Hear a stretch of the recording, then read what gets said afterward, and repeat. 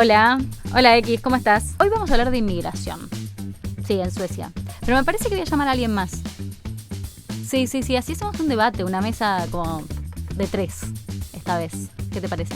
Sí, inmigración, criminalidad, cómo eran los 80 ahora, etcétera. Sí, un montón de cosas. Venite con ganas de discutir. Dale, un besito. Hola, Francisco. ¿Qué tenés que hacer hoy?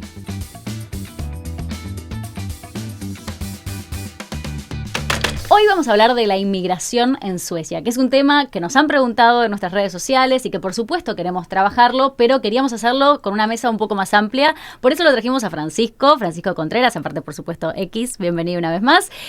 Francisco es, además de ser un sociólogo que trabaja en el Ministerio de Educación, que está en contacto con todos los migrantes que vienen por hacer su revalidación de título de la educación superior, entre otras cosas. También él fue un inmigrante, un refugiado en realidad con sus padres desde Chile en los 80, Francisco, así que me parece que por doble vara sería muy interesante acá tenerte en la charla. Bienvenido a Más 46. Sí. Pero bueno, X, como habíamos charlado previamente, la inmigración en Suecia es un tema muy álgido, no solamente acá, sino en toda Europa, y Suecia ha tenido un recorrido que desde afuera se lo ve como muy interesante, porque creo que es bastante vox populi que Suecia siempre ha sido muy amigable con los países que han estado en guerra, que han estado en dictaduras, que ha recogido, digamos, a mucha gente y la ha también ayudado a integrarse en un pasado reciente, ¿no? ¿Qué pasa ahora? ¿Cómo es esta situación ahora? Eso es lo que vamos a recorrer un poco a lo largo del programa. Pero bueno, empecemos. Me parece que podemos empezar con los 80, ¿no? Como siempre hacemos esta comparativa, siempre hablamos, Francisco, acá de que había una Suecia que yo me perdí, siempre digo eso, y una Suecia que hoy estamos naufragando y viviendo de forma diferente. ¿Cómo fue esa llegada a Suecia en los 80? Mira, nosotros llegamos justo en el momento que Suecia, según este economista francés Piketty, era la Suecia más justa desde el punto de vista social de la historia de Suecia. O sea, fue cuando la brecha entre los más ricos y los más pobres fue la más baja en Suecia. Entonces llegamos justo en un momento de mucha justicia social en Suecia, había mucha solidaridad. Y desde el punto de vista del estado de bienestar, desde el punto de vista económico, pero también hay otro punto que a veces se nos olvida, porque a veces uno no vuelve hacia atrás. Suecia fue un país migrante, digamos, recibió migración de los años 30 hacia adelante, pero siempre fue migración laboral principalmente, de Finlandia, seguramente vamos a hablar más de eso, de Finlandia, los griegos, los yugoslavos, qué sé yo, y no fue hasta los 1974, 75 que empezó a llegar realmente refugiados políticos. Claro. Entonces, ¿qué es lo que pasa? Es que había ahí no era solamente de recibir refugiados políticos, sino que también había un movimiento, un movimiento social, político, de solidaridad en contra de la guerra de Vietnam, por ejemplo, de Estados Unidos. Estaba el golpe en Chile, pero también el golpe en Argentina, el golpe estaba también en Uruguay. O sea, había también una participación política de la población sueca, un entendimiento político de los refugiados que llegaban. Entonces nosotros llegamos a un momento cuando... yo me acuerdo o sea, para contarte así historia, nosotros llegamos y rápidamente la profesora que me recibió, por ejemplo, había sido parte del Chile Comité, que era el Comité de Solidaridad con Chile. Entonces, yo no le tenía que contar como niño, claro. Le tenía que contar toda la historia porque a lo mejor ella sabía mejor que yo. Y mis padres tenían un contacto directo con ella. Y el rector de la escuela también había sido parte del Chile Comité, o sea, de este movimiento de solidaridad. Y el profesor de español que teníamos era uno de los que, aquí en Suecia, uno de los dirigentes, digamos, de los chilenos, digamos, la política chilena, digamos, que había salido exiliado, que había llegado el 74. O sea, había toda una comprensión digamos, de quiénes éramos. Y no había un rechazo, sino que había una comprensión, estoy hablando no solamente desde el punto de vista político, o sea, social o cultural, sino que también político principalmente. Pero eso estamos hablando de los años mediados de los 70 que empezó eso. Claro, y durante los 80 fue un poco así. ¿Cómo fue también, pienso en tu adolescencia o en tu infancia y luego tu adolescencia, de también convivir con tantas culturas? Eso yo creo que Suecia es una particularidad que no sé si pasaba en todos lados en Europa en ese momento, de tener tanta cantidad de nacionalidades con las que vos conviviste como eso, como conociendo realidades de otros países que por ahí una persona, no sé, seguro en Argentina en los 80 bebía con argentinos y ya.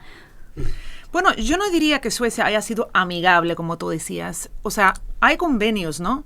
Sobre migración o refugiados. Por ejemplo, el convenio de Ginebra de 51, 52, creo, donde se establece el derecho de huir de una guerra o de persecución como un derecho. Y entonces Suecia ha firmado ese convenio. Y entonces ahí está claramente escrito que no se puede devolver a una persona a un país donde, por ejemplo, está a riesgo de persecución o de guerra. Entonces Suecia no fue amigable, sino que había firmado un convenio. ¿Sabes lo que te quiero decir? Sí, sí. Y a veces se describe Suecia como si haya sido un país generoso, pero a ver, las leyes no son generosas, las leyes están o no están. Pero algunos no las cumplen, entonces otros países no la estaban cumpliendo. No, sí, pero se cumplía. Lo que pasa es que hoy no se cumple porque, fíjate, por ejemplo, en la guerra de Vietnam, no hay refugiados. ¿Y por qué? Porque el mundo aún no era globalizado, no era tan fácil salir de una guerra. Tú te morías y ya. Lo que pasa es que después, con los años, en los años 70, 80 y más 90, y sobre todo en 2015, como sabemos que fue una gran ola, es mucho más fácil migrar. Hay vías, ¿no? Entonces, claro, ahí en 2015 hay como la gran ola y los países a lo mejor no están tan preparados con la infraestructura para recibir a toda la gente. Y ahí se produce el cambio. Pero todavía, claro, hemos firmado estos convenios e incluso la Unión Europea establece que el derecho de migrar, o sea, no de migrar, de recibir asilo, es un derecho. Claro. Ahora bien, lo decías, en los 2000 podemos pensar en la globalización como otro factor que cambia, además de lo que vos decías, Francisco, de esta cuestión de una ola más de, si podemos decir, politización o de organizaciones de políticas de aquí que habían trabajado para recibir a las personas que tenían conflictos en sus países. En los 2000 hay como otra circunstancia y otra situación con una inmigración que toca el pico en el 2016, me parece, que tiene que ver con los inmigrantes de Siria, de Irak, Afganistán y estas cuestiones. ¿Por qué creen que ahí hay un cambio? ¿Tiene que ver esto con menos política o menos dinero destinado a la integración? ¿Cuál es la cantidad? ¿Cuál es la problemática que pasa en los 2000 que parecía que no estaba en los 90 u 80? A ver, yo creo que hay yo creo que hay varias cosas que hay que tomar en consideración. Una que no lo podemos dejar, que es el contexto político que hay. O sea que Suecia a finales de los años 80, a principios de los años de los 90, del siglo pasado, empieza a integrarse completamente a un sistema de privatizaciones, o sea, empieza a desmejorar todo lo que tiene que ver con el estado de bienestar, a desmantelarlo. Eso lo hablamos en el programa anterior, así que vayan a verlo, porque hablamos justamente de esto, de cómo el neoliberalismo no triunfó o falló en Suecia. Claro, entonces, bueno, para hacer la historia, para que no voy a hablar del contexto, sino que solamente para decirlo. Entonces, ¿qué pasa? De que, por supuesto que las condiciones económicas aquí cambian. O sea, hay la brecha entre los más pobres y los más ricos crece enormemente, se liberaliza todo el sistema financiero, se empieza a privatizar las escuelas, la salud. Bueno, eso ya ustedes seguramente lo conversaron. Y eso, por supuesto, que repercute en la sociedad. Total. Total. Y lo que hace es que hay un sector, por ejemplo, un sector de trabajadores suecos que siempre estuvieron con la socialdemocracia. O sea, fueron todo ese sector que por generación ganó, digamos, con el estado de bienestar social, con la socialdemocracia, empieza ahora a perder. Y entonces hay que buscarle algunas explicaciones a eso también. Entonces, claro, tú no le puedes decir, no, realmente estás perdiendo porque los ricos te están quitando el dinero, porque la sociedad no van a decir eso, sino que tienen que buscar un chivo expiatorio, tienen que buscar eso ha pasado, digamos, siempre en la historia, ¿no? Entonces, claro, por supuesto que a quien lo que tienes más cerca es, por supuesto, tienes a un inmigrante que ya no es homogéneo. O sea, cuando llegan las primeras migraciones, empiezan a llegar los años 50, 60, primero llega toda una migración de la Segunda Guerra Mundial, que es gente que viene cerquita, o sea, los judíos de Alemania, qué sé yo, es gente que rápidamente entra a la sociedad. Llegan los polacos también, que son de aquí, pero en los años 90 empieza a llegar otro tipo de migración, que es gente que no es parte de la homogeneidad de la población sueca. O sea, tiene otras religiones, habla muy, muy diferente, no los conocemos, y también ya se perdió digamos, el tema político. La gente ya ni siquiera sabe dónde queda Eritrea o Somalia. Si tú le dices, oye, ¿dónde queda Somalia? No, la gente no entiende. La gente sueca. La gente sueca, exacto. Y los conflictos del Medio Oriente, dicen, es que tienen tanto conflicto, guerra acá, guerra allá, y nosotros no lo entendemos. Entonces hay una descomprensión, o sea, la gente deja de entender políticamente y socialmente lo que la gente que está llegando. Ya hay una diferencia. Bueno, también tiene que ver con que la gente que venía, por ejemplo, de Chile, era gente altamente politizada, era gente que estaba ya en una guerrilla o en un partido político y no simplemente huyendo de una guerra, porque no había guerra en sí, lo que había era una dictadura. Entonces la gente que se iba, o sea, por lo menos la primera ola que vino de Chile vino porque era, bueno, políticamente había una situación donde a lo mejor iban a terminar en la cárcel. Y claro, entonces se juntaban aquí, habían barrios donde se juntaban, por ejemplo, con los griegos, que también tenían dictadura en su país, con los turcos que también tenían dictadura, con los argentinos, uruguayos. Entonces había, o sea, un montón de gente de izquierdas. Entonces la ola que vino en esa época, en los años 70, claro, era una ola roja, pero a ver, o sea, que después la gente que vino, por ejemplo, de la guerra en Irak o de la guerra en Somalia, a lo mejor no era gente tan politizada, pero eso, claro, no tiene mucho que ver, porque todavía está el derecho de asilo. Lo que pasa es que hoy no viene tanta gente porque es más difícil pasar por toda Europa. Lo que pasa es que hay que pedir asilo en Suecia. Tú tienes que venir a Suecia primero. ¿Y por dónde entras? A Europa. Entras por quizás Grecia o Turquía o por ahí. Entonces han hecho un acuerdo con Turquía de tratar de no permitir la entrada de la gente en Europa, porque ya una vez en territorio europeo tú tienes derecho de pedir asilo y te lo tienen que dar. Entonces por eso digo que es un poco erróneo hablar de que la política es más o menos generosa. O sea, en realidad sí, pero las leyes siguen. O sea, el derecho de asilo está. Lo que pasa es que, claro, como tú tienes que venir aquí para pedir asilo, no quieren que entres ni siquiera para poder, o sea, entregar la solicitud. Y por eso hay todo ese acuerdo con Turquía o con Libia, por ejemplo, de no dejar pasar a la gente. Hay algo también que me quedé pensando, totalmente, estoy de acuerdo con lo que decís, es importante tener en cuenta este tipo de cuestiones legales, ¿no? También, pero bueno, habría que después poder analizar cada país cómo toma esa ley, porque aunque la tienen que hacer todos los países europeos, por algún motivo Suecia... hay esa bronca entre, por ejemplo, los países del sur de Europa, porque la mayoría de la gente entran por ahí, claro. Y entonces, claro, hay esa ley que ellos dicen, por ejemplo, los griegos y los españoles y los italianos y tal, dicen que es injusta porque tú tienes que pedir asilo en el primer país. Y si, por ejemplo, tú llegas a Suecia y pides asilo aquí, te devuelven a Grecia diciendo que tú entraste por Grecia, tienes que pedir asilo ahí. Y entonces todo el mundo termina ahí. Y eso, claro, para ellos es injusto porque con la poca infraestructura que hay, tienen que lidiar con toda esa gente. Pero claro, después reciben también ayuda de la Unión Europea, justamente por esa situación. Sí, pero también, a ver, yo estoy de acuerdo, pero lo interesante ver, digamos, si uno quiere ver Suecia, digamos, como país que recibe migración, es que por mucho tiempo se adecuaron todas las reglas, todas las leyes para poder atraer una migración laboral.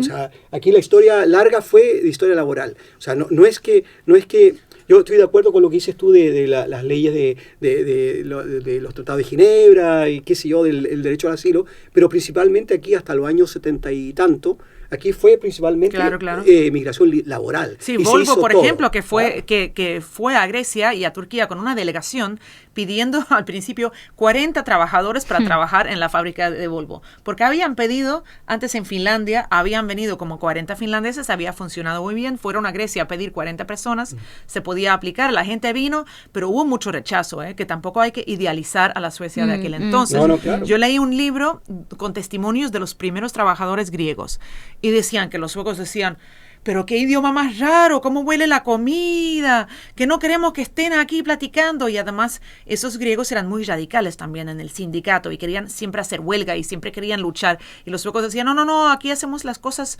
con el reformismo, hablando con el gerente. Y entonces sí que, o sea, aunque a lo mejor los griegos son europeos y todo, pero en esa época, claro, había racismo en contra de ellos. Hoy en día, claro, los griegos no son europeos como todos, porque el enemigo es el musulmán. Ahí quería entrar, porque creo que hay un parteaguas en el mundo también en relación, yo creo que tiene que ver con el 2001, la caída de las torres, todo eso, ¿no? Una islamofobia generalizada en el mundo, ¿no? Donde se decide quién es el enemigo de Occidente, ¿no? Como el estereotipo del enemigo de Occidente, que llega hasta el día de hoy, y hoy tenemos un problemón con ese estigma y con ese tema, ¿no? Y Suecia, en ese sentido, vista desde afuera, es también observada como un país que ha recibido muchísima población musulmana y que eso, algunos dicen que cambió cosas en Suecia. Y ahí quiero entrar un poco en esta línea que a veces hace erróneamente para mí, entre inmigración y criminalidad, y por el medio todo un montón de prejuicios y de cosas que me gustaría que charlemos acá en la mesa. Hablábamos un poco también con vos, X, acerca de cómo se ve desde afuera Suecia o qué cosas te preguntan a vos cuando viajás en relación a este tema, ¿no? Sí, por ejemplo, desde Argentina me mandaron un texto, sabiendo que yo soy sueca, me mandaron un texto de Argentina donde ponen Estocolmo, la primera capital europea donde se impone la Sharia. Y yo digo, ¿qué? Expliquemos qué es la Sharia para... Es la ley islámica. Y entonces dice aquí, la policía sueca pidió asistencia en 62 zonas de la ciudad que ya no controla y en las que se aplica la ley islámica. Entonces, viendo la foto, o sea, me sorprendí porque esta foto claramente que no es Suecia, los edificios no se parecen a ninguna ciudad sueca, incluso los musulmanes, o sea, no se ven como los musulmanes de acá. Entonces googleé la imagen y viene de Rusia. Ellos, o sea, son musulmanes rusos. Esto está en Moscú o algo así. Entonces, primero de todo, la imagen es falsa. Es una nota de Infobae, un diario argentino, exacto, para que sepan que, entonces, que confiar. Y aquí también, o sea, hasta el título es mentira, porque aquí no tenemos Sharia en ninguna parte. A ver, entremos ahí y tratemos de pensar todos por qué se quiere mostrar a Suecia como eso, como quizás un ejemplo de lo que no hay que hacer. Primero de todo, la policía sueca sí que pidió asistencia, pero no tiene absolutamente nada que ver con el Islam, tiene que ver con el crimen y la venta de drogas. Entonces, aquí citan a un policía que dice, he decidido pedir asistencia, ayúdenos, dijo, advirtiendo que las fuerzas policías del país ya no pueden ingresar en dichas áreas para sostener la ley. O sea, no fue así. O sea, cuando buscas dónde y cuándo dijo eso, pidió asistencia de toda la población para trabajar con la venta de drogas, en contra de la venta de drogas, en contra del crimen, pero no tiene absolutamente nada que ver con el Islam. Después citan a un experto que es, o sea, lo ponen como experto, pero es un personaje aquí de la extrema derecha, muy marginalizado, pero aquí lo ponen como experto, un tipo que se llama John Engellau, que es de la extrema derecha desde hace los años 70. O sea, que lo mezclan todo y incluso no hay 62 zonas, hay 23 zonas de Suecia que se dicen vulnerables, donde hay mucho crimen. Por ejemplo, una de estas zonas es Högsätra-Rågsved, donde vivimos nosotras. A ver, para que te des cuenta, ¿tú puedes caminar ahí o no? Sí, claro. Caminas tranquilamente. ¿Sí? ¿Hay ley Sharia? No. Es que eso digo yo. Entonces, o sea, ponen una cosa... Y difunden eso, e incluso googleé el periodista, un tal George Chaya, que parece que es un tipo que, o sea, tiene un tema y es el terrorismo islámico, es muy pro-Israel, y entonces tiene ese tema, pero en ese artículo habla como si fuera un reportero, como si fuera realidad. Y lo que se puede leer en eso es que Suecia dejó entrar a los musulmanes, ergo, tienen un país con problemas, ¿no? Esa es como la línea que creo que es lo que se quiere también llamar la atención desde otros países europeos que están tratando de... Ya, y incluso da mucha risa porque si hubiera la ley Sharia es que no se podría cometer crímenes porque te cortan la mano, o te cortan el brazo, o te quitan el ojo. Sí, bueno, es una ridiculez. Entonces digo, eso o pasa. es una cosa o es la otra, pero no pueden ser las dos cosas. Sí, pero también, o sea, todo esto tiene que ver con, o sea, este texto, justamente yo he leído otros también que me han mandado amigos de América Latina y dicen, oye, ¿eso es verdad? Y yo digo, no es verdad. Pero tiene que ver con una, que lo que llaman ahora la narrativa, tú sabes. Todo el mundo dice la narrativa, todo el mundo habla de la narrativa, pero realmente lo que tiene que ver es de poder describirte un contexto que ellos quieren que tú hables dentro de ese contexto. Y el contexto es que el problema de Suecia no es un problema de que el estado de bienestar ha bajado porque no hay dinero, porque la gente, los más ricos se han hecho más ricos, sino que el problema fundamental es que hay muchos musulmanes. Y por eso estamos como estamos en la economía y la criminalidad. O sea, buscan un pretexto, digamos, para eso. Entonces, ¿qué pasa? De que los sectores, digamos, que entienden de que aquí ha empeorado el estado de bienestar social, por ejemplo, que que se ha privatizado la escuela, la salud, que hay una cesantía que es una de las más altas, por ejemplo, entre los jóvenes, sobre todo aquí en Suecia, en comparación con otros países de Europa. La falta de trabajo. Claro, la falta de trabajo. O sea, no tiene que ver con los musulmanes, sino que tiene que ver que aquí se ha desmantelado el estado de bienestar social. O sea, lo que viví yo cuando llegamos nosotros ya no está. Entonces, ese es el problema. Y ese es el problema en la mayoría de los países de Europa en este momento, de que, por supuesto, siempre hay conflictos sociales. Y hay problemas, por ejemplo, lo que decías tú, el problema de la droga con los disparos que matan gente, que tiene que ver con otra cosa, pero lo meten, digamos, dentro que es la migración el problema.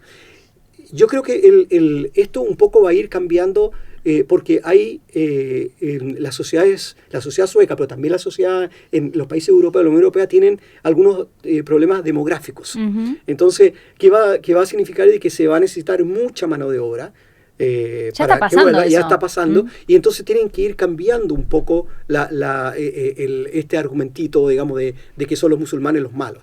Ahora, también es interesante porque si nos ponemos a pensar en este discurso en relación a la extrema derecha que plantea esto, o que por lo menos se ve en también otros países del mundo, como América Latina, Argentina, que hablan así de Suecia, lo que a mí me parece interesante es pensar es cómo es el discurso para adentro, cómo es el discurso interno, porque si uno ve el seguimiento del partido que más se ha dedicado a demonizar a los inmigrantes, particularmente a los musulmanes, que es la socialdemocracia, los demócratas suecos, que es el partido de ultraderecha que está hoy en el gobierno también, ha incrementado su cantidad de votantes en los últimos años con este discurso. Es decir, este tipo de artículos, no exactamente, porque acá no le pueden mentir tanto a los suecos, digamos, pero artículos parecidos donde vinculan inmigración con crimen, donde vinculan inmigración con problemas económicos o lo que sea, está permeando en la sociedad sueca hace mucho, porque votan este tipo de partidos también, que están señalando el enemigo son ellos. Solamente, Matías, el problema no es solamente de que la gente vota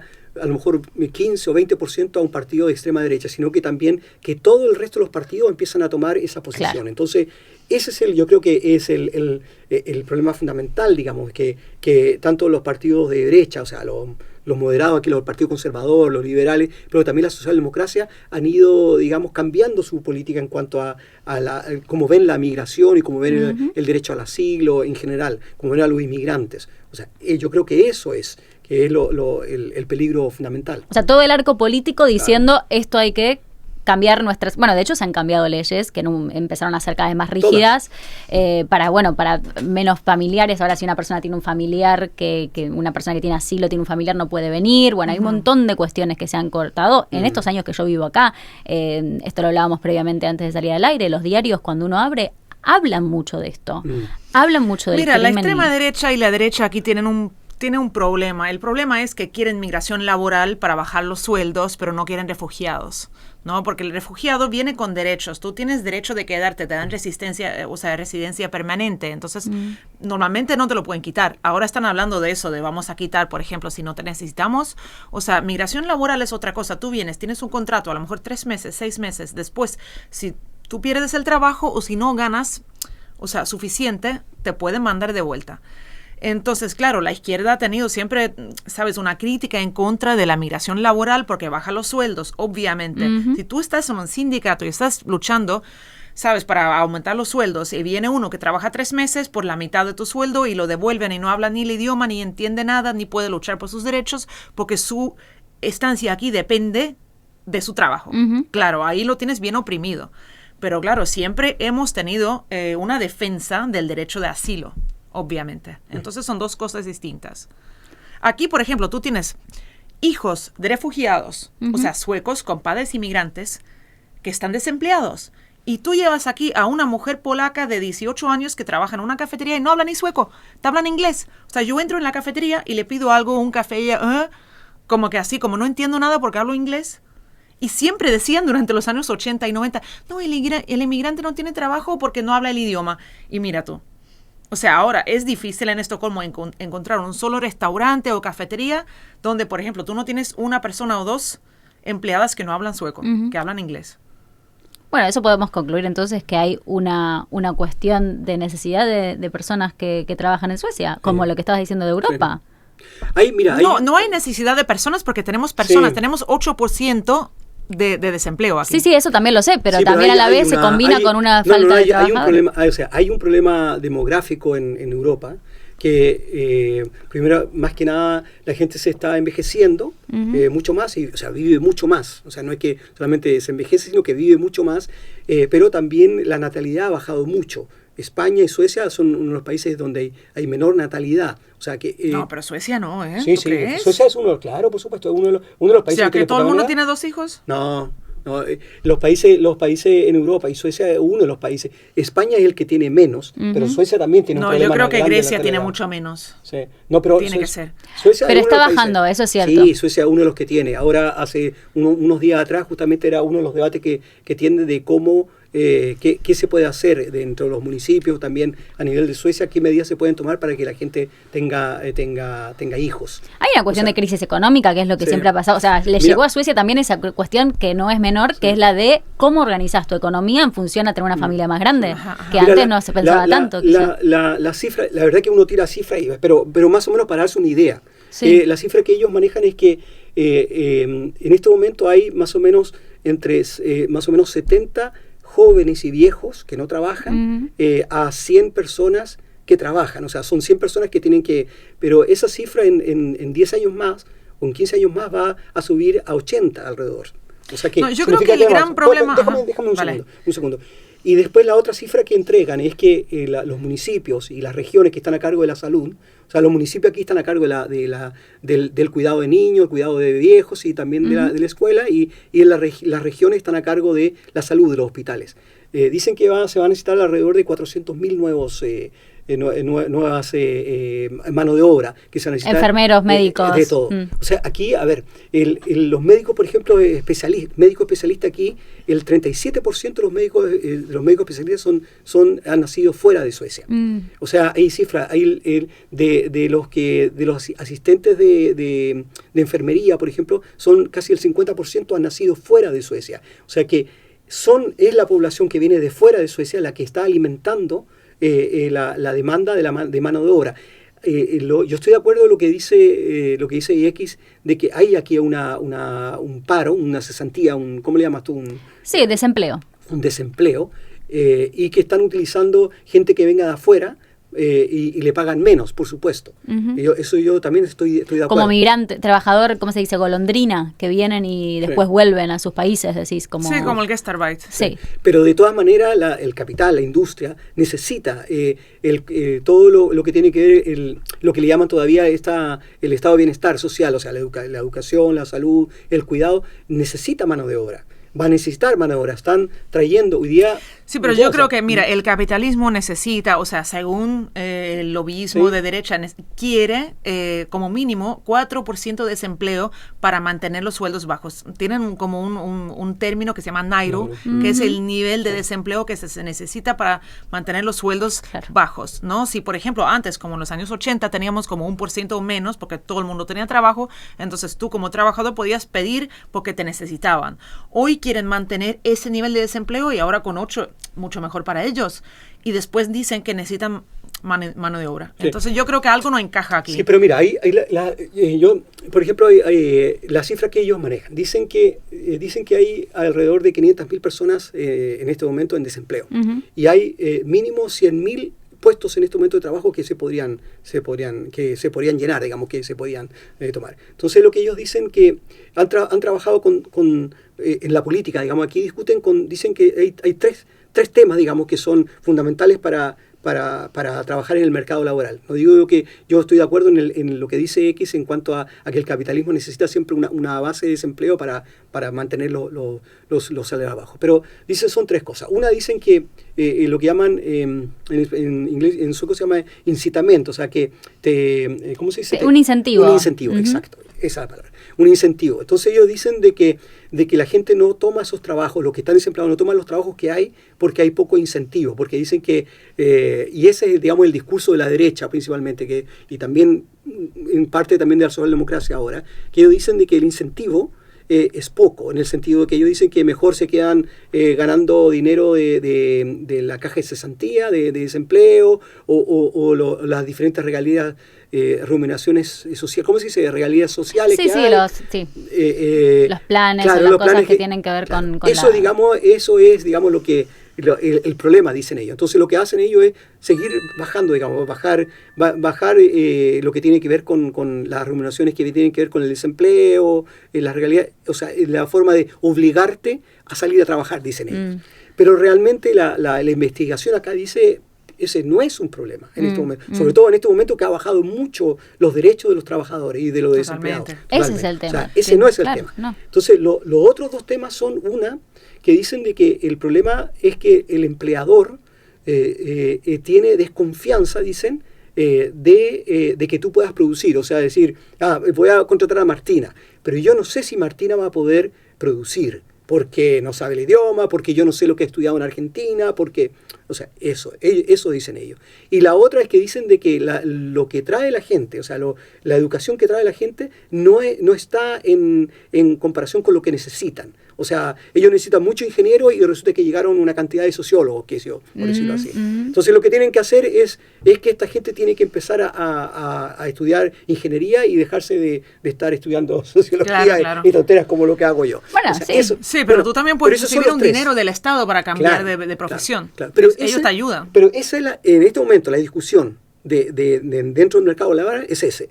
Y entonces hay un debate político y económico donde la derecha dice, no, hay que seguirle bajando o sea, hay que seguirle bajando todas las regalías, todas las remuneraciones, todas las prestaciones sociales para que esta gente tome el trabajo que sea a lo que sea. O sea, sin condiciones de trabajo, bajo sueldo. Y por otro lado está un sector de la socialdemocracia que dice, sí, pero realmente lo que tenemos que tratar de hacer es de buscar, digamos, de la forma que esta gente que vinieron de Somalia aprendan a ser ingeniero o médico o qué sé yo.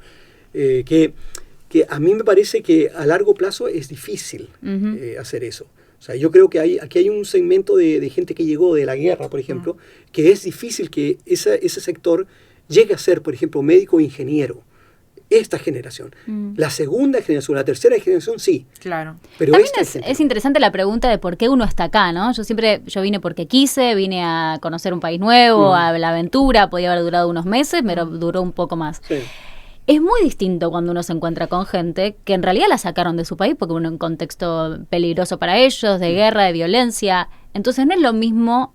Quiero decir, hay una comprensión. Entiendo que alguien me podría decir, bueno, el mercado laboral sueco no tiene por qué estar comprendiendo todas estas cosas, pero digo, hay una cuestión muy diferente, porque también está la sensación de que en cuanto pueda me quiero ir, ¿no? De este país. Pero eso como es muy distinto. Claro, no, la mayoría de la gente que llegó después de los años 90 llegaron por los conflictos que creó el imperialismo norteamericano en varias partes del mundo, por ejemplo, en el Medio Oriente. Lo interesante es cómo Estados Unidos ha logrado fomentar un discurso, digamos, anti-islam, porque claro, las guerras, o sea, fue como el enemigo después de la caída del comunismo. Entonces, el enemigo fue el islam y los países de Medio Oriente, porque ahí les interesa el petróleo y otras cosas. Entonces, ellos fomentaron todas esas guerras y no recibieron los refugiados de las guerras, sino que llegaron aquí a Europa. Y en vez de solidarizarnos con ellos, Estados Unidos logró convencernos de tratarlos como enemigos. Pero ¿quién creó el conflicto? Pues ellos mismos. Y también hay otra cosa interesante, que durante los años 90 fue como cuando la globalización empezó a afectar seriamente a la industria sueca. O sea, las fábricas cerraban, se iban para la China, también empezó a crecer la migración laboral, por ejemplo, en el sector de construcción, que llegaron los polacos o los de Estonia o Lituania o algo así para trabajar en la construcción. Y claro, mucho más barato. Entonces, el sueco obrero, a lo mejor que vivía en un pueblo donde había una sola fábrica y esa fábrica cerró y había un desempleo enorme, y justo en esa época empezó a llegar la migración. Y entonces, claro, el tipo conecta las dos cosas y dice, mira, yo no tengo trabajo, aquí viene el migrante, incluso viene el polaco y trabaja y me quita el trabajo. Lo que logró hacer la extrema derecha es quitar el ojo de la migración laboral y poner el foco en el refugiado, diciendo que es el refugiado quien es el problema y sobre todo el musulmán. A ver, yo camino por la calle, yo no sé quién es musulmán o no, si es un tío, si es una mujer, claro, que va con velo, yo lo sé, pero si es un hombre, yo no sé. Pero claro, como ellos han logrado imponer ese discurso, tú ves a un tío haciendo algo y dices, ya, es un musulmán, es un musulmán. La realidad es que aquí tú caminas por la calle, el musulmán no te afecta. Tú sigues tu camino, no te afecta la vida. ¿Tenemos ley sharia? No. ¿Tenemos musulmanes violando en la calle? No. ¿Tenemos hombres musulmanes golpeando a las mujeres en la calle? No. ¿Tenemos crimen? Sí. Tenemos un montón de crimen. Y es una cuestión muy compleja. El inmigrante no comete crímenes, su hijo sí. O sea, la primera generación normalmente llega y trata de lograr, ¿no? De tener éxito, de encontrar un trabajo, de adaptarse una casa, también a la sociedad. De sentir, normalmente siente gratitud y bueno, por el país que lo recibió, trata de adaptarse. El hijo nace en una situación compleja, una Suecia que ya no es la misma Suecia, una Suecia destruida por las privatizaciones, la globalización, donde no se siente identificado a lo mejor ni con su país de origen ni con Suecia. Y se ha quedado ahí en un estado permanente de inmigración, de ser el inmigrante permanente, que digamos. Y entonces ahí es cuando yo creo que nace el problema. El problema, que además también hay algo que me parece que se habla bastante poco, por lo menos entre los círculos en los que yo me manejo, que tiene que ver con cómo se maneja algo que en todo el mundo es una problemática, que es la cuestión de las drogas, ¿no? Y que creo que se hace una especie de caso omiso y como que ni se discute y ni se habla, como si, bueno, de esto no hablamos, cuando en realidad la problemática del crimen organizado en relación a las drogas tiene que ver con no poder atacar la problemática central, que tiene que ver con la distribución de la venta de drogas, digamos, ¿no? Que cae en manos de personas y generalmente son menores de edad, como en todo el mundo. Esto no es un problema de Suecia. Lo que sí parece ser es un problema en Suecia es la violencia con armas, que es otro tema que también parece ser difícil tocar, porque tampoco se habla tanto de la libre circulación de armas. Pasó con el otro día con la masacre en la escuela, en Örebro, y todo esto, que se volvió a hablar un poco de quién tiene armas, quién no. Me parece que son dos cuestiones que son ajenas a la problemática de la inmigración, que por supuesto se conectan acá en Suecia porque estamos acá. Pero se conectan. Se conectan, claro que se conectan, pero son dos problemáticas de las cuales, separadas de la inmigración, no se charlan. Y deberían hablarse un poco también, ¿no? Me parece, en relación a cuál es la política en relación a las drogas de Suecia y cuál es la política en relación a la tenencia de armas de Suecia, y cómo eso se articula con lo que decís vos, que me parece muy interesante. Cómo se siente esa persona que no es ni de acá ni de allá y cómo encuentra en una sociedad que te está diciendo todo el tiempo que el camino no es ni estudiar ni trabajar porque así no haces dinero, que el camino de hacer dinero es el más rápido posible, y si sos una persona que está cercana al crimen organizado harás ese camino, y si no harás criptomonedas o no sé, bicicleta financiera. Digo, hay una cuestión bastante general en el mundo. El que puede estar más cerca del crimen hará eso, y el que no tiene otro tipo de crimen también. La juventud necesita dinero ya. Eso es algo bastante transversal. Sí. No, pero mira, hay algunas cosas que, porque yo creo que uno tiene que, o tenemos nosotros que tratar de buscar explicaciones dentro de los contextos que hay. Entonces, sí, porque casi siempre tratan de buscarte de explicaciones dentro del individuo, digamos, de buscar el culpable, que eso, y nosotros creo yo que lo que tenemos que aportar es tratar de hacerles entender el contexto político y económico también y social. Entonces, por ejemplo, en Suecia uno de los grupos que está más, que le llaman desintegrado, o sea, que está segregado, digamos, por fuera, y que tiene que ver con que no participan en el mercado laboral, que hay problemas económicos, que tienen bajas remuneraciones, que son por ejemplo los que llegaron de Somalia. Uh-huh. Y entonces porque por ejemplo muchos de los chicos de la segunda generación de Somalia participan, han estado, digamos, han sido parte, digamos, de bandas criminales o de problemas, por lo menos es lo que se entrega, pero realmente, por eso decía yo que hay una conexión, porque mucho de esta gente llega a Suecia y vienen de sociedades que están un poco completamente, si no completamente, o no están organizadas, digamos, de la forma que está organizada la sociedad occidental.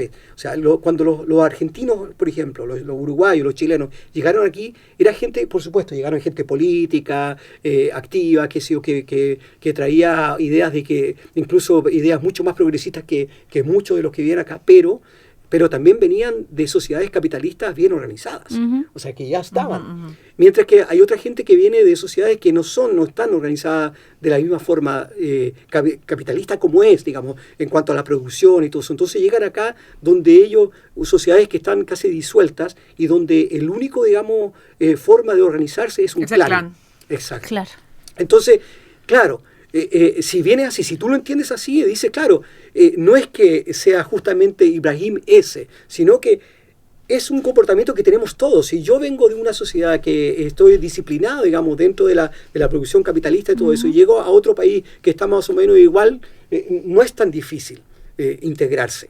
Pero si yo vengo de una sociedad donde no hay sociedad, digamos, como la vemos nosotros, o sea, como la entendemos nosotros, sino que está estructurada dentro de clanes, porque es lo que funciona, porque de otra forma no funcionaría, digamos, la relación social, y llegas a una sociedad que es completamente diferente, por supuesto que entrar, digamos, a la sociedad y poder hacerte, o sea, integrarte es mucho más difícil. Lo que le pasa a las mujeres, por ejemplo, mujeres que vienen de Somalia. O sea, si tú entiendes eso, entonces puedes buscar medidas para que esta gente se pueda integrar. Y lo que se está haciendo. Entonces, ¿qué pasa? Cuando esas sociedades, por ejemplo, ellos se juntan en algunos, por ejemplo, en Estocolmo, son sectores de la comuna de Estocolmo, sobre todo donde están. Y entonces la criminalidad utiliza siempre, en todos los países, la criminalidad utiliza, digamos, la gente que está más al margen de la sociedad, porque es la gente que necesita los recursos. O sea, no es tan difícil entenderlo.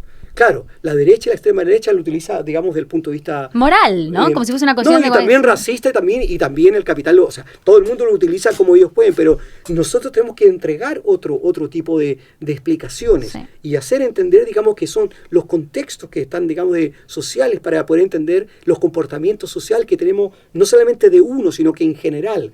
Eso digo yo, y eso yo creo que le falta hoy día. La socialdemocracia dejó hace mucho tiempo de querer tener esas explicaciones y busca, digamos, mantenerse en el poder o llegar al poder con explicaciones, digamos, que son populistas en el momento. Y la izquierda no tiene la capacidad de poder explicar este tipo de cosas de otra forma y de poder también convencer a la gente de lo que realmente es. Sí, claro, porque para mí el problema no es tanto la inmigración, sino la integración. Que la integración ha fallado y fue tan bien porque empezó a llegar mucha gente. O sea, en la misma época que llegó la globalización, la privatización, la caída del estado de bienestar. Entonces, un montón de gente se hizo rica también a través de la migración. O sea, y es muy típico porque esa gente después ahora son políticos de la extrema derecha. O sea, tenemos un tipo como Bert Colson y otro tipo que John Emanuel, que fue, yo creo que participó en algún reality show de estos. Sí. Y después se hizo rico a través de establecer casas de acogida para migrantes. Entonces recibió por día y por persona 6.000 euros. 6.000 euros por día y por persona. Gastó a lo mejor 3.000 en la vivienda de la persona y en la comida y tal, y el resto a su bolsillo. Un buen hijo del sistema capitalista, donde hay negocios, hay negocios. Claro. Y sí. Mira, hay un tema que un poco les cambia, como que ha sido difícil de poder explicarlos, que son los chicos afganos que llegaron en el 2015, que es lo que creo que tú al principio lo decías, que fue la crisis, digamos, le llaman la crisis de los refugiados. Le llaman la crisis de los refugiados. Entonces fue un grupo grande de casi 60.000, algo así, de chicos, sobre todo, más que nada chicos y no tanto chicas, que la mayoría eran afganos, pero también llegaron marroquíes, somalíes, qué sé yo. Llegaron solos, además. Claro, y llegaron solos, exacto. A través de Irán, creo. Claro, en España le llaman los MENA. Que son niños que llegan sin ¿cómo se llama? Sin sus padres. Esos chicos, por ejemplo, ahora han podido hacer, después del 2015, ahora han hecho análisis de cómo el comportamiento que han tenido ellos, y la mayoría de ellos les ha ido bastante bien. O sea, trabajan o han estudiado un oficio. No han ido a la universidad, sino que han tomado oficios técnicos y han entrado a estudiar, o sea, a estudiar y a trabajar, y se han integrado en los municipios. La gran mayoría, o sea, siempre hay un grupo que no, pero la gran mayoría lo ha hecho. Yo tengo la experiencia, nosotros tenemos la experiencia en mi municipio, que nosotros recibimos alrededor de 143 chicos. Y que se fueron quedando, algunos se fueron, pero muchos de ellos incluso uno de ellos vivía en tu casa, ¿no? Y uno de ellos, bueno, realmente vivieron dos en mi casa, uno primero y después llegó otro. ¿Cómo fue esa experiencia? No, bien, o sea, ellos llegaron en el 2015 y necesitaban apoyo y nosotros en el municipio fuimos alrededor de como de 30 familias que dijimos, bueno, hagamos algo por estos chicos. No solamente inmigrantes, sino que la mayoría eran suecos, pero gente que tenía ganas de hacer cosas y recibimos a los chicos de diferentes formas. Y entonces en vez de pagarle a este John Emanuel, eso que decías tú, por ejemplo, pagarle tanto, se le entrega como casa de acogida, que es otra cosa. Se le pagaba nada, o sea, la comuna le interesaba porque no le pagaba ni creo que ni llegaba ni al 5% de lo que ganaban ellos, ni siquiera eso. Pero no era la idea, digamos. A ti y a la otra gente que recibió. Exacto. O sea, entonces ustedes recibían un dinero para tener a alguien en casa. O sea, casi nada. Ese fue el primero. Pero resulta que cuando cambiaron las leyes, dijeron, estos chicos ya no pueden quedar aquí, sino que se tienen que ir al norte, los vamos a mandar a todo al norte, y si quieren seguir estudiando, estaban la mayoría estudiando en el liceo, entonces si quieren seguir estudiando tienen que buscarse ellos mismos una vivienda, pero no les vamos a pagar nada. Entonces, como nosotros ya teníamos un grupo de gente, la mayoría de gente que tiene una u otra experiencia con temas de inmigración, gente solidaria, que entiende los temas, dijimos, bueno, nosotros lo podemos acoger en las casas. Y vivieron por ejemplo, el chico que vivía con nosotros llegó a nuestra casa sin nada, o sea, con lo poco y nada, vivió en la casa, estudió carpintería, ahora tiene un buen trabajo, o sea, trabaja trabajo fijo, trabaja bien, aprendió sueco, y no es que o sea, ni nosotros ni él somos una cosa para ir a la televisión, ni a Hollywood, nada, sino que es una experiencia normal, como la migración que hicimos nosotros, o sea, llegamos refugiados políticos y nos fuimos quedando, nos fuimos adaptando a esta sociedad y somos parte de la sociedad. Es un poco, y así creo que por ejemplo, estábamos viendo que alrededor de 50 de ellos ya tienen un trabajo fijo, por ejemplo, en el municipio, o sea, de la cantidad que llegó. O sea, hay otra experiencia. Esa experiencia, y dicen que estos chicos afganos son los que mejor se han adaptado al mercado laboral, pero eso no se discute mucho, porque iría en contra de todas esas narrativas que ellos tienen, digamos, de... Si se pone eso en la balanza, tendrían que... en Infobae no va, porque claro, tendrían que desmentir que la integración no funcionó o que no tienen la capacidad de integrarse a Occidente, o esas cosas que se escuchan. Pero creo que esta línea a veces es difícil cuando uno quiere hablar en estos términos, necesita todo este tiempo también para poner en contexto, como decías vos, porque si uno ve los números, Suecia es el país con más crímenes violentos de Europa después de Albania. Entonces, después de Albania. De Albania hay más crímenes violentos. ¿Pero por cápita o en general? No, en general, o sea, crímenes violentos de armas de fuego, no tengo acá el dato de la mano. La cantidad de incidentes. Exacto, de muertos por armas de fuego, ¿no? En Europa, Europa es un continente con relativamente baja cantidad de este tipo de crímenes y Suecia es como que a lo largo de los años va subiendo, está casi primero.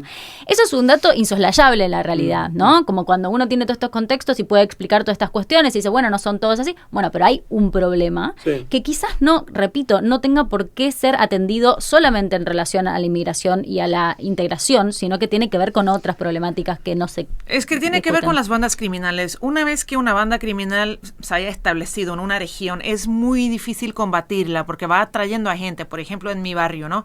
O sea, las bandas criminales, como tú decías, ¿no? Buscan a jóvenes vulnerables y les da algo, por ejemplo, guárdame esos 5 gramos de X droga, ¿no? Vale, y te damos a lo mejor 300 coronas. El tipo está ahí, la policía viene, lo detiene, entonces ya tiene un problema con la policía, a lo mejor tiene que pagar una multa. ¿Con qué va a pagar la multa? Porque tiene a lo mejor 15 años. Pues mira, la banda viene y le dice, mira, te pagamos la multa y un poco más si tú haces esto, si haces lo otro. Entonces ya está enredado en esa banda y no puedes salir porque si tú sales te matan. Al principio eran jóvenes con muchos problemas que entraban en las bandas criminales. Hoy es cualquiera porque son tan grandes que pueden presionar o chantajear a cualquier persona para que entre. Y es un gran peligro, sobre todo para nosotros que tenemos hijos, bueno, jóvenes, entre 10 y 20, ahí corren un gran peligro, ¿no? Lo que pasa es que, claro, a lo mejor desde fuera uno piensa que Suecia es un país peligroso. Lo que pasa es que las bandas... O sea, tienen bronca entre sí, pero no toca a la población general. Bueno, pero es una problemática per se igual. Creo sí, pero quiero decir que hay una diferencia entre, por ejemplo, robo. Robo, por ejemplo, a ti te afecta porque tú vas por la calle, no puedes caminar porque te roban. Eso no pasa. Esas bandas no roban. No, pero yo sé que hay armas dando vueltas alrededor mío y que ocasionalmente se puede... Digo, a mí no me deja de preocupar porque yo no esté afectada. Creo que es una preocupación. Pero quiero decir para explicar, porque a lo mejor alguien desde fuera escucha esto y piensa que tú vas caminando por la calle está bien la aclaración. No es así. O sea, yo camino en un barrio que está en la lista, o sea, donde vivo yo, donde vives tú también, está en la lista de barrios vulnerables. Pero tú como yo caminamos a cualquier hora, no tenemos miedo de nada. No se trata de una cuestión tradicional de inseguridad. Las bandas mayoritariamente ponen bombas en las casas donde vive otra banda. Y claro, la gente, los vecinos, claro, ahí es un gran peligro para ellos. O por ejemplo, cuando matan a uno, claro, a lo mejor se equivocan de persona o empiezan a meterse hasta con la familia. Pero quiero decir que no roban o no matan intencionalmente a la gente normal. Está bien, pero es una problemática que, si estamos hablando de cómo se ve Suecia afuera, es algo que no es que llama mucho la atención, por más de que no afecte a las personas que no están involucradas en la banda. Ya que haya bandas criminales en Suecia con armas, con bombas, es una señal de alarma, no por decir que Suecia es un país inseguro para el que viene de turista o para el que viene a vivir, no estoy diciendo eso, pero es un tema que es bastante complejo, porque tiene muchas aristas y que es un tema que está sucediendo en Suecia y que no para de suceder. Sí, pero ahí, mira, yo creo también que hay que tomar algunas cosas que pueden también explicar este tipo de... por ejemplo, esto que ahí ha subido mucho, ahí en comparación con otros países tiene un alto nivel de esto de los disparos, qué sé yo. Y que tiene que ver, mira, una de las cosas es que en otros países de Europa, las bandas criminales, por ejemplo, de droga, pero también del tráfico de blancas, se llama, ¿no? De mujeres, qué sé yo, están muy, muy, muy bien establecidas y ya llevan mucho tiempo trabajando. Entonces cada uno tiene su territorio. Claro, y cada uno tiene su territorio, claro. Y la policía incluso maneja es eso parte, y se comunica. Mientras que en Suecia, por ejemplo, hemos tenido, por ejemplo, varios de estos enfrentamientos que han tenido ellos con bombas y que se disparan, son grupos incluso que entre ellos han peleado y que no están bien establecidos. O sea, son bandas que todavía necesitan crecer y establecerse y decir, este es nuestro territorio. Se pelean territorios. Por ejemplo, en mi municipio, que hace muy poco pusieron una bomba en uno de los edificios donde vive, digamos, la gente que tiene menos dinero, digamos, son menos pudientes. Y entonces, ¿qué es lo que era? Se estaban peleando entre dos grupos, se están peleando quién va a manejar el control, el área de venta de droga, por ejemplo. Entonces, en otros países eso ya un poco lo han ido solucionando porque estas bandas, que son grandísimas, ya hace rato, digamos, ya tienen hace mucho rato que ya tienen el control de esos sectores. Aquí, por ejemplo, lo que se estaba discutiendo, por ejemplo, había una pelea entre dos personas que son líderes eran de la misma banda. Uno que es lo que llaman el zorro kurdo, Kurdish Kareben, y el otro que le llaman los kurdos tienen mucha vergüenza ajena, claro. Porque siempre que hablan de zorro kurdo todo el mundo le echa la culpa, claro, a los creen que es kurdo y no es, y el otro le llaman el fresa, el yorgup. Y esos dos eran parte de la misma y se pelearon porque se están peleando el control de la droga, y entre ellos ha habido muchos disparos, o sea, se han matado entre varios de ellos, o sea, como el lejano oeste es una cosa claro. así. Y la otra explicación, otra explicación que interesante también y que viene un poco de América Latina. Resulta de que en América Latina lo que se ha hecho es principalmente se ha ganado estas bandas criminales, los carteles han podido exportar mucho hacia Estados Unidos la cocaína, por ejemplo. Pero el nivel de consumo de cocaína y también el precio de la cocaína en Estados Unidos ha bajado mucho. Sí, porque están usando fentanilo y tranque y cualquier otra cosa mezclada que viene de la China. Exacto. Entonces es una gran explicación de lo que pasa en Ecuador, con toda esa violencia que ha habido y de las bandas, porque los carteles mexicanos con el cartel de los kosovanos, creo que es, ¿no? Que son los que han manejado eso. Ellos se pelearon allá mismo en Guayaquil y en Ecuador se ha peleado el que iba a empezar a exportar mucho más de lo que han hecho hacia Europa. Entonces han estado mandando cualquier cantidad de droga hacia Europa que todavía les da dinero porque ha bajado mucho en Estados Unidos. Escuché que lo traen en bananas. Entre eso. ¿Y qué es lo que pasa? De que en los puertos grandes de Europa, hay mucho control. Entonces, ahora, ¿qué han hecho? Han empezado a mandar esto hacia puertos pequeños. Por ejemplo, el puerto de Helsingborg, por ejemplo, que es en comparación con el de Rotterdam, el de un lote de parte de Europa, es un puerto pequeñísimo, nada. Claro. Pero ahí, por ejemplo, han estado mandando. Entonces, también hay que entender de que estos carteles están trabajando, digamos, para buscar dónde es mucho más fácil. Dónde vender la cocaína. Y eso explica también por qué en los años 80 los que tomaban cocaína en Suecia era la gente famosa, era el tenista Björn Borg. Había un rumor de que él tomaba cocaína. La mayoría de la gente no había visto la cocaína, si no fuera en una película norteamericana, pero no sabíamos cómo era la cocaína, ¿no? La única droga que yo me acuerdo cuando yo crecía en los años 90, la única droga que habíamos visto era la marihuana. No sabíamos cómo se veía, a lo mejor habíamos escuchado de hongos, de LSD, de éxtasis, pero no sabíamos exacto lo que era. Ahora, hoy en día, el albañil toma cocaína. ¿Sabes? Cualquier güey sin trabajo toma cocaína. Es algo tan común. Tú vas a una fiesta, la gente no se puede divertir sin cocaína.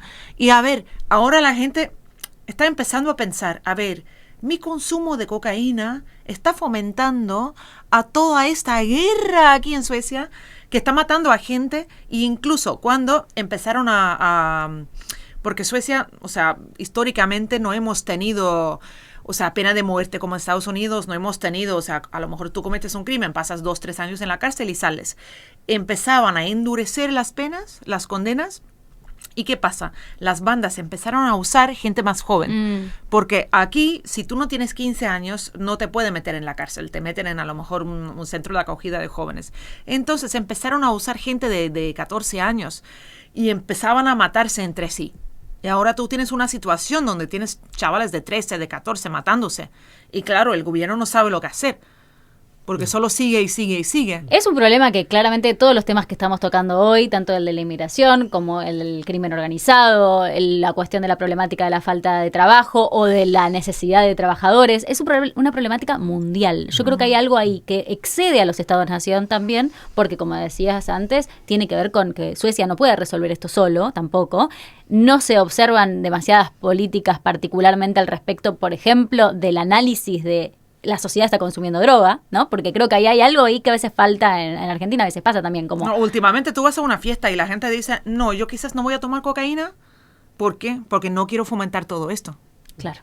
Pero es de la gente, no de la política, que está atendiendo la problemática que la sociedad se esté drogando. Hay un diario que analizó, hizo una prueba en el baño del Parlamento sueco. Y había mucho rastro de cocaína. Bueno, entonces quiere decir que los políticos también son parte del problema. Lógico. Bueno, podrían hacer alguna ley al respecto, esto, ¿no? Mira, a ver, esto lo que hablamos, o sea, de el tema de la droga, de los carteles, o sea, esto se conoce aquí. O sea, si tú hablas con un investigador acá en Suecia, ellos conocen, o sea, tú hablas con gente que trabaja en los temas de criminalidad, por ejemplo, ellos te pueden decir, mira, esto es lo que está pasando.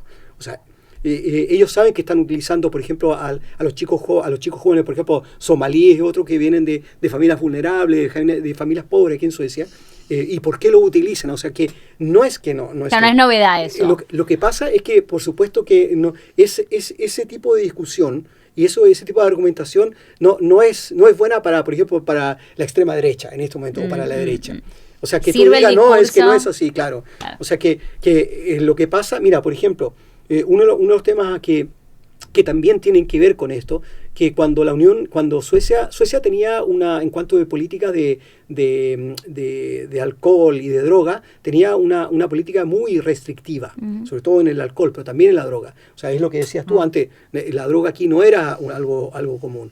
Cuando entramos a la Unión Europea, esto se abrió. Se abrieron las fronteras, empezó a entrar mucho más alcohol. Sí, pero es por el puente también. Yo siempre he hecho la culpa al puente, pero yo creo que es parte del problema. El puente entre Dinamarca y Suecia. Exacto, porque sin el puente, ¿cómo llegas tú con barco? Ahí te controlaban, pero con el puente tú entras con cualquier cosa. Pero bueno, ¿qué nos pasa como sociedad? Que se necesita la droga. También hay un montón de análisis posibles, ¿no? Sí. También. Sí, pero lo cierto es que nosotros al entrar a la Unión Europea y hacernos parte, digamos, de la Unión Europea, también importamos todo ese tipo de problemas también. Claro, y tendríamos que liberalizar, o sea, eso fue también parte del mandato de la Unión Europea, que hay que tener un mercado común, hay que tener las mismas leyes, las mismas reglas, tú no puedes poner aranceles o aduana o controlar, porque tú tienes que poder viajar libremente en Europa sin que te controlen.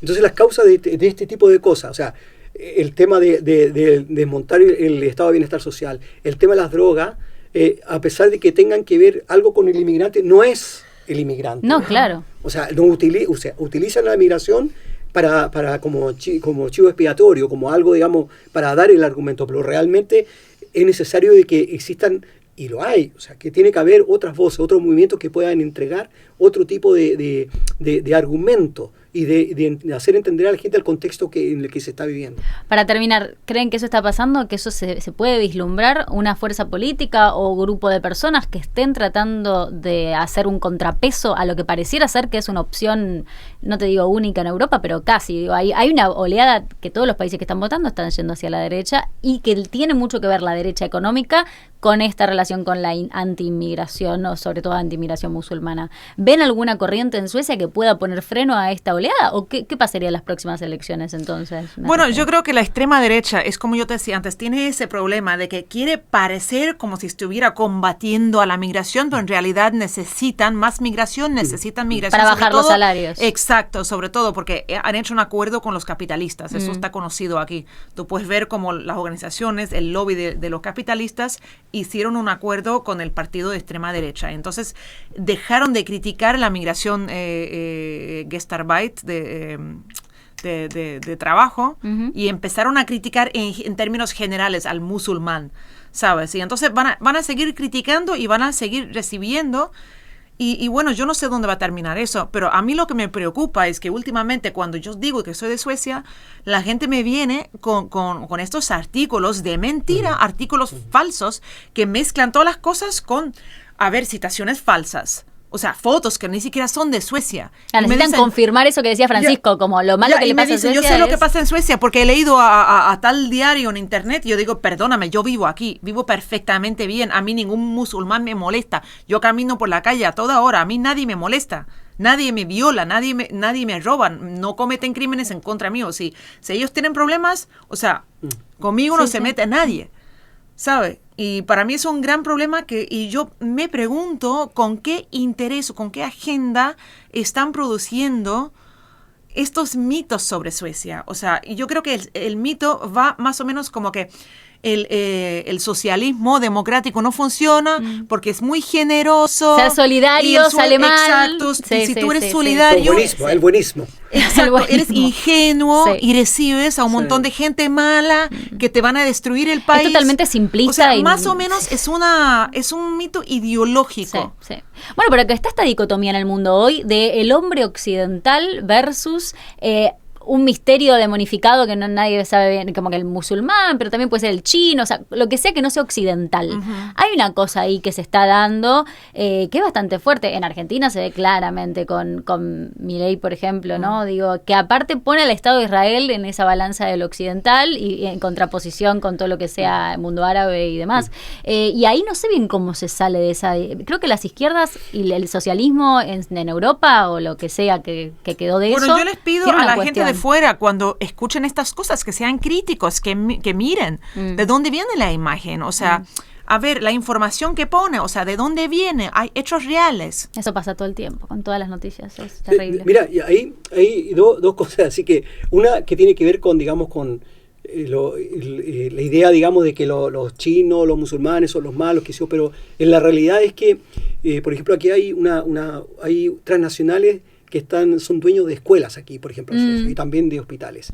Y cuando uno empieza a ver de dónde vienen esos dineros, resulta que pueden ser capitales chinos, pueden ser capitales de Saudi Arabia, de Singapur, o sea, y esa realidad, la derecha, sobre todo la derecha, estoy hablando a ver, por ejemplo, un concejal en mi municipio, un municipio de 50.000 personas, y está debatiendo, la extrema derecha, está debatiendo en contra de los inmigrantes sobre todo, y es que más exigencia que si uno le dice, oye, pero la escuela esa que está ahí justamente ahí cerquita acá, los capitales son de Saudi Arabia. Y entonces les cuesta mucho entender, o sea, poder entrar, y lo que nos falta a nosotros. Mira, tuvimos un debate, en el municipio había un debate sobre la extrema derecha exigía de que los que trabajaran en el cuidado de viejos supieran sueco. según ellos. Había que hacerle una prueba. Esa fue la propuesta. Entonces se empezó la discusión y de repente... Eso yo creo que, de hecho, tienes razón, porque claro, tú vas a hablar con el viejo, obviamente que el viejo tiene que poder hablar en su idioma con la persona que lo cuida. Pero no era eso el sentido de ellos, o sea, no, porque voy a llegar a eso, pero entonces empezaron con eso. Entonces uno de repente dijo, uno de los más conservadores, que tiene 80 años, dijo, mira, ustedes saben yo de dónde soy. Yo soy bien conservador, yo no estoy muy de acuerdo con los musulmanes, qué sé yo. Pero el problema que tengo yo, mira, y dijo, ¿qué quiere decir no, eso? pero entonces dijo, pero el problema que tengo yo es que si yo prefiero que venga un musulmán que no sabe mucho sueco a cuidarme, a que no venga nadie en mi municipio.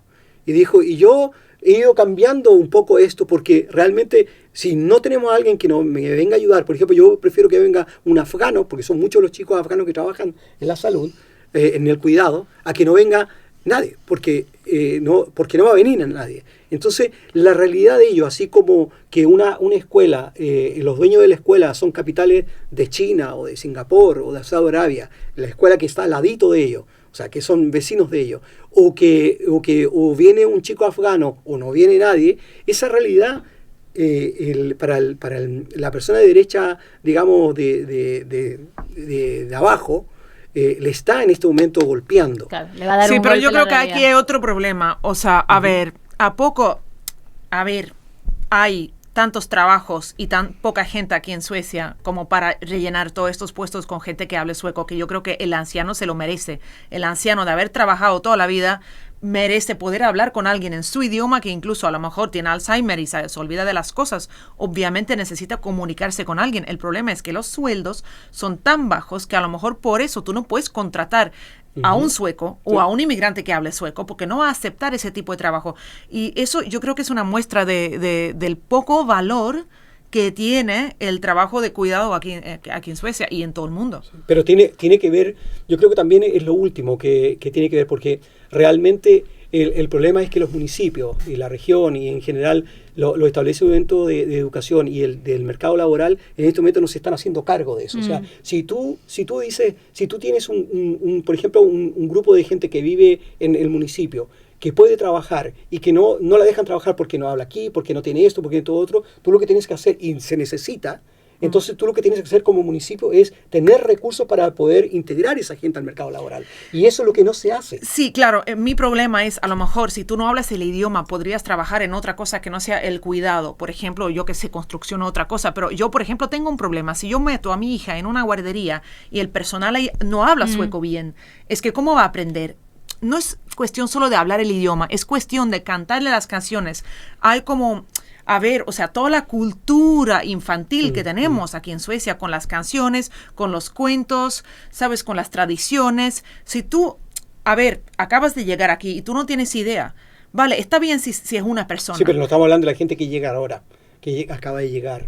Estamos hablando de gente que lleva mucho tiempo acá y que puede cuidar de los ancianos, que puede hacer una serie de trabajo en los municipios que son los que están a cargo, y que por esto de que como son musulmanes o que no se ven como tú, entonces le ponen trabas. Ya, pero eso es otra cosa, pero yo digo que sí, que es importante, sobre todo en los barrios marginalizados, donde, por ejemplo, a lo mejor tú no tienes la cultura sueca de tus padres. Tú nunca has aprendido lo que es Bamse, Pipi, yo que sé, todas esas canciones, estos cuentos que son tan importantes para comprender, para integrarte. Tú llegas a la guardería como niño y a lo mejor los que trabajan ahí tampoco saben. Es que, ¿cuándo vas a aprender? Pero eso tiene que ver ¿Cómo vas a integrarte? También con la gentrificación y la cuestión de los barrios, cómo están marginalizados por de dónde vinieron, a dónde quedaron. Digo, ahí hay otra problemática que necesitamos otro programa porque esto ya se tiene que terminar. Me va a entrar en cualquier momento Carlos a decirles que se terminó. Pero que tiene que ver con la cuestión geográfica y los lugares en donde el otro día conocí una persona que no recuerdo exactamente si era de Afganistán o de dónde, pero que él no había conocido a suecos, entre comillas, con orígenes suecos, hasta los 18 años, porque en el barrio donde vivía la gente... ¿De qué barrio era? Era, creo que de Husby. Ajá. No me acuerdo si era Afganistán u otro país, que no conocía tanta gente de otros lugares por una cuestión de que su vida social pasaba por una segregación de población. Sí, pero eso es que, a ver, yo no estoy tan de acuerdo, porque realmente pensar que Suecia va a volver a lo que fue esa sociedad homogénea, donde había la fisonomía era completamente así, que tú de repente no puedes ver un negro que se llame Marcus, porque y te preguntan, pero tú, Marcus, ¿realmente eres de acá? ¿Por qué eres negro?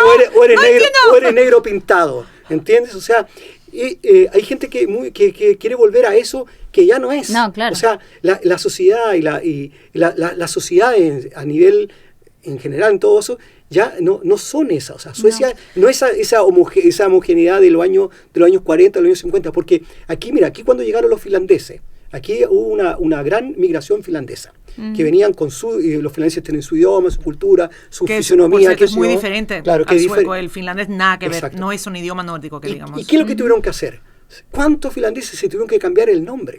O sea, yo tenía, por ejemplo, una jefa, que de su familia que venía, eran finlandeses y tenían un apellido sueco y se cambiaron el apellido, porque había que entregar. Y no podían, y ellos tienen un acento fuerte, y trabajaron montones, trabajaron para quitarse el acento ese finlandés. Y eso que son los vecinos. O sea, estamos hablando de que la sociedad mayoritaria quería siempre imponer un poco lo que decías tú. O sea, si tú no sabes una norma, esa es la norma. ¿Cómo se llama? El pipi Longstone, ¿cómo se llama en español? Sí, pipi calzas largas. Calzas largas, bueno, si no sabes esto, no sabes, entonces no eres sueco. Y realmente eso se acabó, porque las sociedades han cambiado completamente. Eso es un poco la respuesta de los que uno tiene que pensar, bueno, ¿qué vamos a hacer? Vamos a tratar de a estos brutos que vienen de afuera, que aprendan todo este tipo de cosas, si no se van a integrar, o empezamos a entender que las sociedades han cambiado, que son otros. Sí, pero mi problema es esto, que estamos como segregando a la sociedad. Y si tú, por ejemplo, como niño... Pero no es la cultura la que segrega,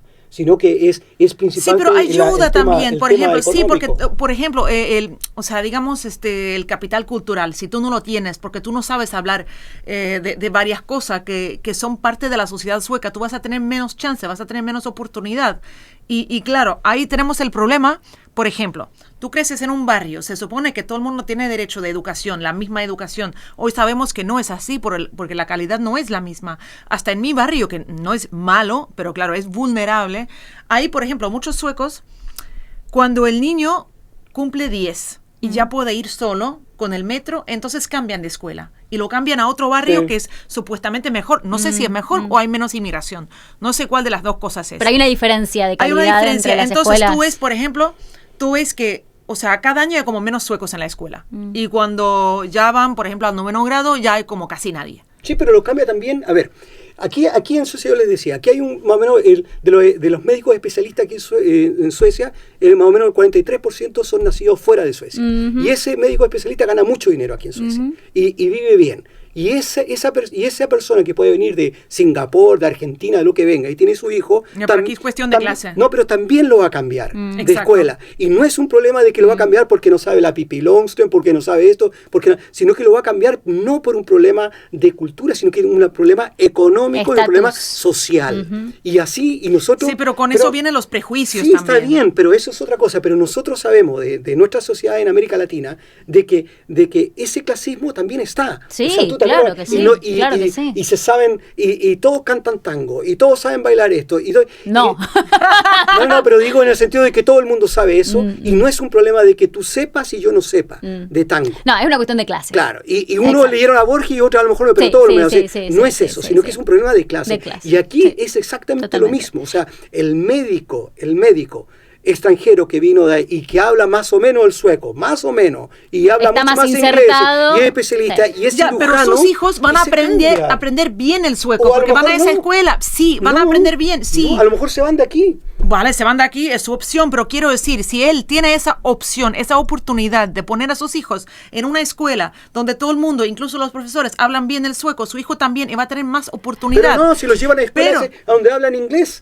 Por ejemplo, una de las escuelas... Ya, pero hablan sueco también, no solo hablan inglés. Hablan las dos cosas. Una de las escuelas más grandes ahora privadas aquí en Suecia se llama Engelska Skola, la escuela inglesa, donde gran parte de la educación es en inglés. ¿Y a dónde los llevan? Ahí los llevan. Ya, pero también hablan sueco, aprenden sueco porque es por ley ley que tú tienes que aprender el sueco. Ahora, hablan sueco y inglés. Mi problema es, por ejemplo, tú eres inmigrante, a lo mejor tú no tienes el dinero, tú no puedes mudarte, tú estás en un barrio, tú no puedes dar el idioma, el sueco, a tus hijos porque tú no lo hablas.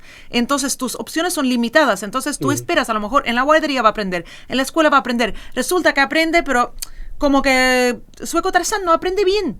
No aprende bien porque ahí no tienen las herramientas culturales para darle esa riqueza que tiene la cultura sueca. Y entonces también yo creo que ahí empieza a perderse mucho. Y también, o sea, la riqueza cultural empieza a perderse, ¿no? Y además ahí es donde a lo mejor termina yéndose a una banda, o sea, no por no aprender de la cultura, pero creo que una cosa tiene que ver con la otra. La mayoría no se van a bandas criminales. O sea, mi familia, mis padres, por ejemplo, que íbamos los 80, mis padres, ninguno de los dos era académico, para nada. Sino gente trabajadora. Mi padre trabajaba en un periódico de izquierda, que sí, llegamos acá y eran, digamos, refugiados. Y no sabían sueco y no eran buenos para el inglés, para nada, que sí. Y empezaron de a poco haciendo aseo, lavando platos, buscando, qué sé yo. Y nosotros pudimos, o sea, no fuimos ni de bandas criminales. Porque no había en esa época que bandas había el Saint. No, pero no hubieran ido de todas formas, probablemente. Está bien, es interesante el contrapunto, me encanta. Yo los estoy disfrutando, mirando cómo discutan, porque yo también tengo ganas de meterme en la charla. Me parece mucho más rico que discutan ustedes, que son los suecos de aparece el tiempo. A ver, lo que digo yo es que la gran mayoría de los inmigrantes aquí no son de bandas criminales. No son pero claro lo que hay una desigualdad económica y social que nosotros debemos discutirla. Que los inmigrantes que llegan aquí con plata, con dinero, o se integran, qué sé yo, uno nunca le va a decir, oye, tú estás integrado o no estás integrado, porque tú parece no sabes, no has leído ese libro. Ya, pero por ejemplo, imagínate, tú estás hablando de Argentina, tú dices, vale, hay ricos y pobres, pero todo el mundo baila tango, todo el mundo lee a Borges. Muy bien. Imagínate ahora, si hubiera, por ejemplo, un grupo de gente, no solo siendo pobres, pero tampoco sabiendo lo que es el tango, no han escuchado nunca del tango, no saben quién es Borges, entonces más marginalizados aún. Y ahí está el problema, Las culturas van por ejemplo, claro, la cultura sueca que vos tenés como ahora estamos hablando de culturas que se están perdiendo, no cambiando. Yo no digo que haya un problema con añadir cosas. Tú, por ejemplo, aquí puedes ir a la biblioteca pública, que es fantástica, que tú puedes encontrar los libros del mundo gratis. Tú, por ejemplo, como niño, puedes encontrar no solo a Pippi Longström y a Bamse, sino también a escritores de Palestina, escritores de Corea, escritores de no sé dónde. O sea, en traducción, eso es fantástico, pero no estoy hablando de eso, estoy hablando de cuando se pierde algo y cuando tú a ese niño le das menos oportunidad porque simplemente nadie en su círculo, ni sus padres, ni sus profesores, saben de lo que es tango y Borges. Claro, ¿sabes lo que quiero decir? Por ejemplo, yo en Argentina, o sea, cuando entro, por ejemplo, en una tienda donde venden cigarros, donde venden dulce o algo así, me sorprendo porque todo el mundo es argentino. Todo el mundo habla bien, domina bien el idioma del país. Y ahí, por ejemplo, con la lucha de clases, te da una gran oportunidad porque puedes expresarte, ¿no? Sí. Pero aquí no es así. Aquí estás siempre rellenando a la gente, o sea, la clase más pobre con gente que no sabe el idioma. Entonces, para organizarse, hay otro problema. Que tienes que también, o sea, dominar el idioma antes de organizarte, porque ahí hay uno que es de Pakistán, otro que es de la India, otro que es de no sé dónde, que trabajan, por ejemplo, en Foodora, que trabajan en no sé dónde. Entonces yo creo que eso dificulta mucho la lucha de clases. Ahora, mi experiencia, perdón, yo he conocido, y tenemos que cerrar, pero solamente voy a decir en mi experiencia, la gran mayoría de la gente que yo conozco de esos países hablan sueco. Lo hablarán mal. No, el de Foodora sí que no habla sueco porque llegó hace 3 meses. Sí, pero muchos países que no tienen, que es el problema que yo siempre tuve en este país, que es que el conocimiento de inglés me retrasó mi conocimiento de sueco. Ajá. Estos países de los que estamos hablando no tienen el recurso del inglés y entonces en mi percepción han hablado más No, en la India hablan inglés, en Pakistán hablan inglés también. Sí, bueno, está bien. La India hablan inglés. Pero en muchos lugares que están señalados por una cuestión más bien racista o discriminatoria, hablan sueco, aunque lo hablen no tan bien, y es un proceso, supongo yo, digo, no me parece que sea... Entiendo que el idioma es la primera barrera, ¿no? La primera gran barrera, pero estoy de acuerdo con Francisco que en un momento la barrera empieza a ser de clase y no importa si hablas el idioma o no. Entonces es otra vez una excusa para ver cómo hay una discriminación entre quiénes son realmente los suecos y quiénes son los no tan suecos. Y entiendo la cuestión porque es compleja. O sea, no es fácil, es una cuestión compleja. La diferencia siempre es compleja. El tema de la nacionalidad es un tema relativamente nuevo digamos, en la historia del ser humano. O sea, esto de los estados nacionales son bastante, y sobre todo la nacionalidad como tal es relativamente nuevo. O sea, no, y eso, digamos, que te dé el papel o no que tenga el pasaporte, eso es otra cosa.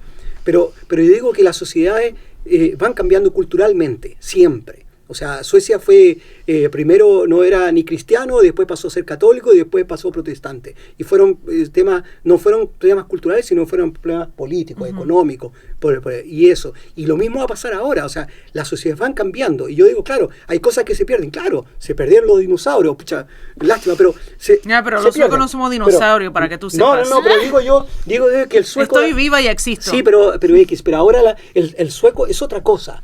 O sea, el sueco puede ser muchas cosas, y el sueco puede ser un sueco que no te haya leído toda esa historia, pero te ha leído otras, o te ha leído otras. Yo realmente, a mí, cuando me preguntan de dónde soy, yo siempre me preguntan, bueno, ¿y tú de dónde soy? Yo le digo, mira, yo soy de Åkersberga, y la gente, pero ¿por qué? ¿Por qué? Porque lo que quieren ellos es que yo les diga, no, es que yo soy de allá, no soy de acá, claro. Y entonces van a decir, sí, yo confirmo, digamos, lo que... Pero no es verdad eso.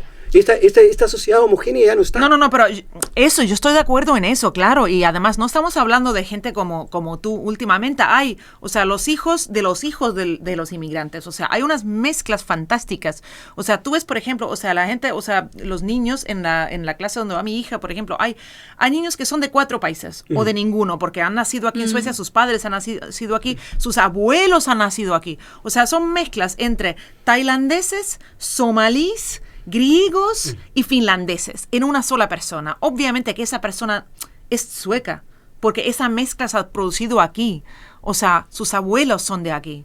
O sea, entonces tú ya no puedes decir, mirando a una persona, esa persona es sueca o no. O sea, eso ya no existe. Pero yo no hablo de eso, hablo de la cultura, de la riqueza cultural que tenemos. No quiero que se pierda eso. Quiero que todos los niños mezclados, los inmigrantes, aprendan esa cultura. Y por eso todo el mundo que trabaja con los niños tendría que conocer un poco. Y por eso digo yo que tampoco se tiene que...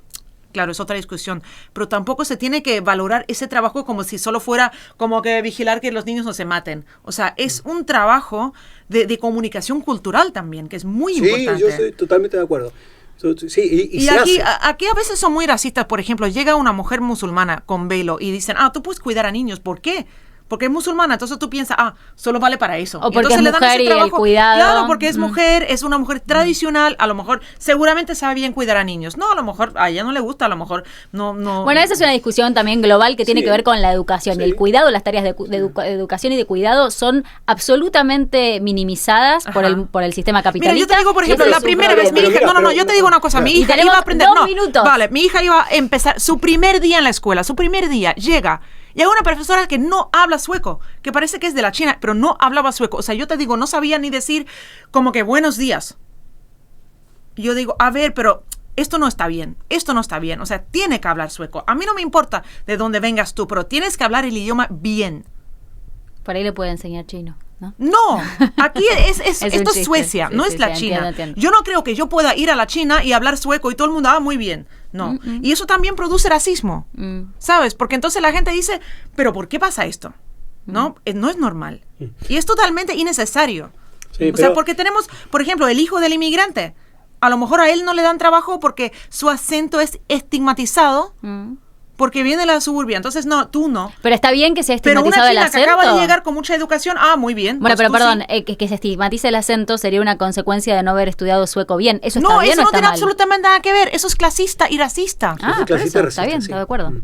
Pero es que es lo que yo te decía al principio. Aquí, por ejemplo, prefieren al inmigrante que llegó hace 2 semanas, que habla inglés, que viene de Polonia, ante, por ejemplo, que el hijo de somalíes que habla perfectamente el sueco, pero con un acento que es sueco, que es de un barrio aquí de Estocolmo, muy estigmatizado. A él no le dan trabajo, pero él habla bien el sueco. Pero a ella sí, porque es de Polonia y es blanca y habla inglés.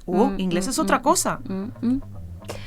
Bueno, así terminamos este debate que fue excelente. A mí, yo me hubiera quedado 2 horas más, creo que ustedes también, no lo pude terminar. Perdí el hilo de la conducción. Este auto no tiene, ya está chocado, digamos. Ya no van a invitar más. El programa, no, pero la verdad es que fue muy interesante. Es un tema complejo, muy difícil, con muchas aristas. Cada arista se podría diseccionar y hablar un rato largo de cada una, pero muchísimas gracias, X, muchísimas gracias, Francisco.